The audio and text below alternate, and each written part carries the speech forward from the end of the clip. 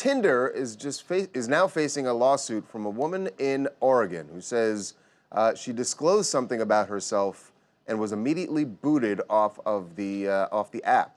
What she disclosed is that she is a transgender woman, pre-op transgender woman is what she wrote on her account. And it got very quickly deleted, the account, by Tinder. So she has now filed a lawsuit claiming gender discrimination against the dating app. And this is a fascinating story on whether Tinder has a legal obligation to keep her on.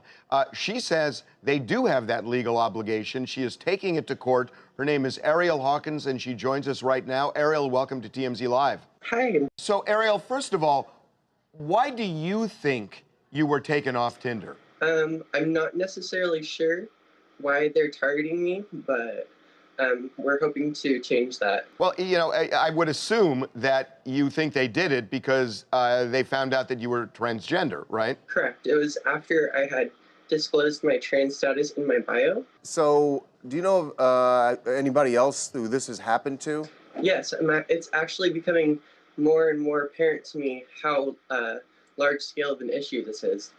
So I want to project this because I would assume that Tinder is going to say, look, there is a degree of, being upfront about who people are, and you don't necessarily have to look behind it. And I'm wondering, I'm assuming that's what they're going to say.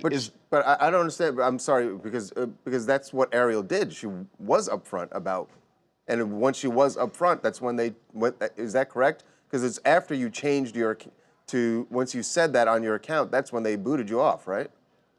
Correct. I had not had anything else in my bio other than my occupation and my age.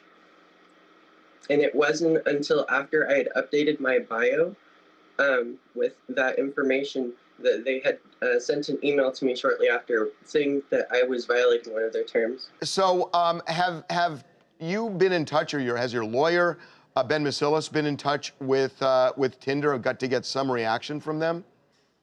No, we've tried to reach out to them multiple times, but they've yet to comment. I'm really confused. I mean, you're filing the lawsuit.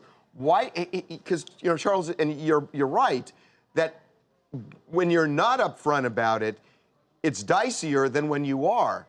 So why do you think this happened? I mean, you must have some theory about this. I'm not entirely sure why, other than people may have reported my profile, but ultimately it would still come down to that person who is making the choice to delete my profile on Tinder's end.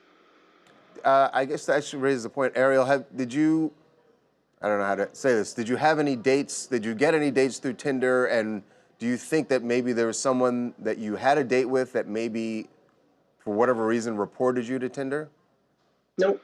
I had not gone on one date on Tinder. I believe it was the first time I had used Tinder and had an account on Tinder. I had not had a Tinder account for more than 5 to 7 days, and only had 3 conversations with people, and it didn't get more than just a few messages. Yeah, I was thinking about this driving in this morning, Ariel. If you complete the operations, and once you are, fully a woman, where there's no distinction, would you still identify yourself as transgender or just say a woman? I would say a woman, and somewhere early in the conversation, maybe I would say before we go on dates, to save time, I do prefer to be upfront about that. I would most likely disclose that, or definitely disclose that beforehand. I'm really fascinated by that. Is that an issue in the transgender community on whether you do, whether there's any kind of an obligation, whether it's moral, legal, or whatever, to disclose it once you are fully a woman? More so moral and safety-wise. Yeah. Well, look, it's a really interesting case. We have not heard from Tinder. We've reached out to them. They've been radio silent, so we'd love to know why. So, Ariel, thank you so much for joining us. Thanks for the time. You're welcome. Thank you for having me on. Thank you. All right.